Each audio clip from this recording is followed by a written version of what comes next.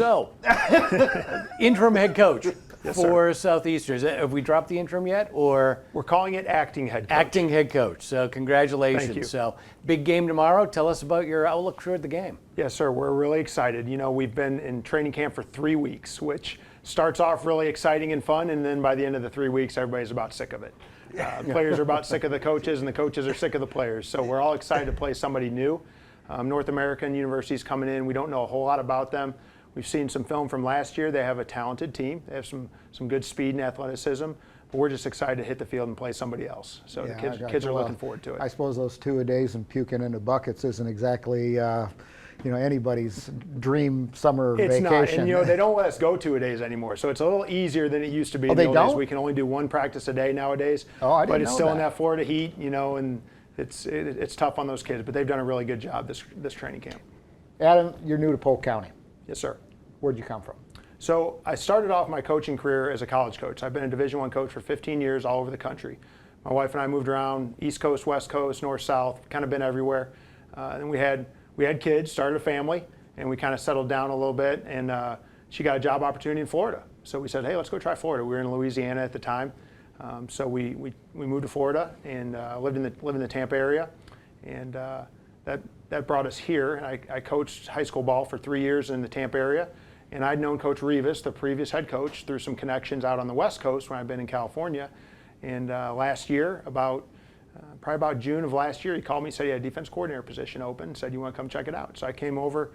Love Caesar. He's a great friend of mine, great mentor. Love Southeastern, everything to do with the university, and been here a little bit over a year. So lots happened in that time. Well, that's like big time honor to be able to take over the whole program after being the DC.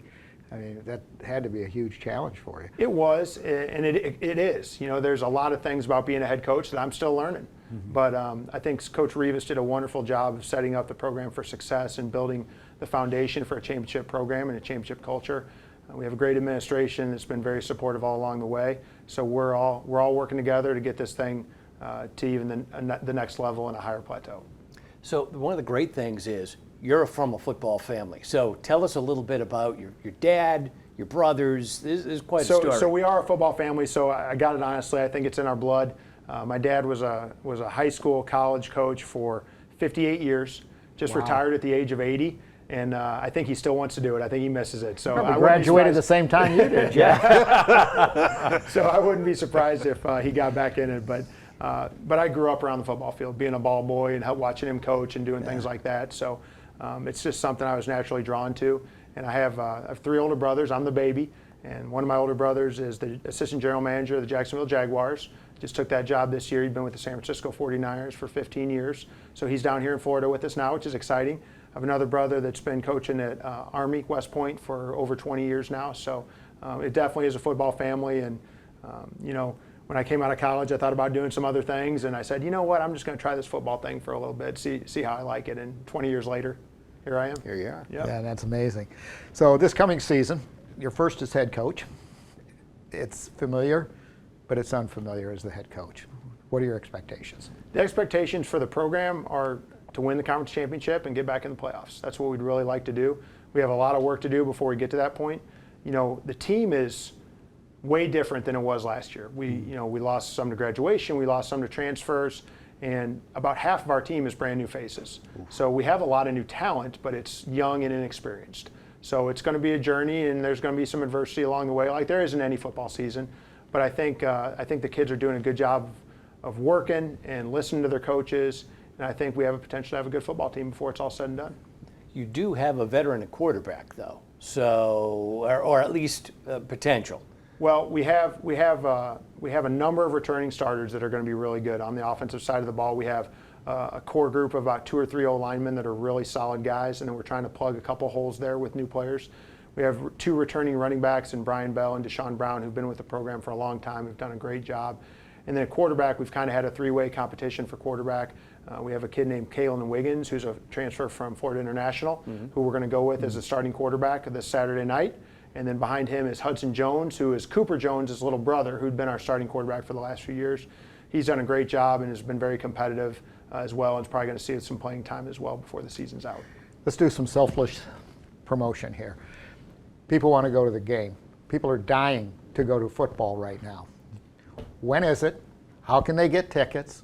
Give us the whole rundown. Say, hey, you want to go and watch some live football, college football, great football?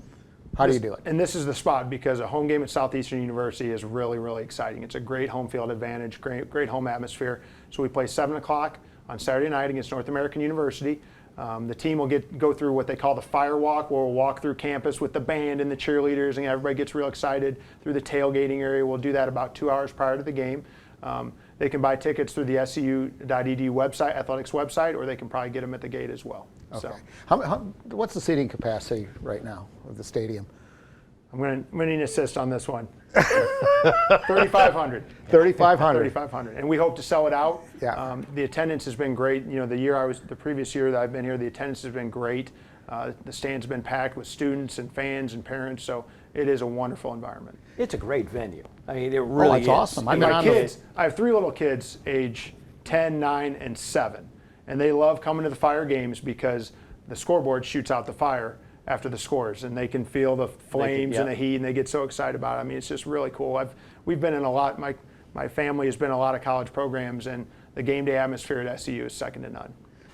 Wasn't that you that got scorched by one of those fire things? Well, I should have paid more attention. We had borrowed it for PALA, for the Pan American Lacrosse Association. I should have paid more attention when they fired it off. It was a nice scorch mark there on the grass. You didn't even have to cut your hair that week. Well, yeah. There's a nice scorch mark there on the grass that I'm pretty sure they're still angry at us for, and the city of Auburndale. So, Cody, we're sorry. With the outline of Jack. Me scampering away from the test. So. I tell you, it's really loud. They should warn you ahead of time. They wouldn't. Yeah. We're gonna jump sort of a connected topic. So your brother is with the Jacksonville Jags. What does he do? He's the assistant general manager. Assistant general manager.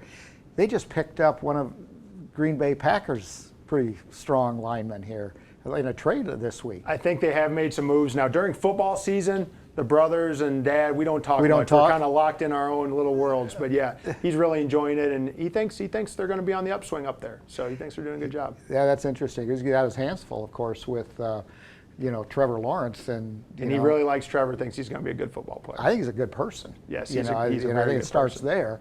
Absolutely. But I think the talent, he's second to none. He's going to be a star in this league. I believe so. No question about that. And as you look towards throughout the course of the year, what are you concerned about? Well, no, we can't really go down that because I don't want Houston to know what you're doing before Saturday's game, so we won't go down that road. But any concerns that you have long term with the team throughout the fall? I think as a head coach, I've realized that there's always more worries. I realize I'm not sleeping as much. I'm realizing that I wake up in the middle of the night thinking about this or that or the other. But I think as far as our team's concerned, I think the one issue is we just have to mature and grow up really fast. Like I said, we're talented, but it's young and inexperienced talent. So early on, we're going to have some issues some growing pains, and we just got to get through that really fast. And hopefully we're playing our best football by the end of the year. And predictions are that you will be in the top 10 at least for NAIA. And I believe that that's accurate. I believe that the kids in our locker room have the talent to play with anybody in the country. We just have to go out and prove it now, and we have to do it day in and day out. So that's the goal for our kids, and they're excited. And with college football nowadays, it's kind of funny because it sounds crazy that our team is half new, but that's kind of how college football works now. Is kids transfer and leave and go to other places. So most teams are turning over every year like that. So every year, it's kind of like starting fresh with a whole new group of guys, and that's the coach's job to put it together and build that team culture and bring it all together to win games. Well, in the event that I can break away and get out there, I'm looking forward to a really good game on Saturday night. It's going to be fun. Sounds great. We'd love to have you. Well, you've got a great environment there, and it's a great, by the way, if you've never attended, it's just a wonderful family environment. It's wholesome, affordable. It's just a great opportunity to see some of the best college football NAIA in the country. So make sure you check it out this Saturday night, everybody, 7 o'clock.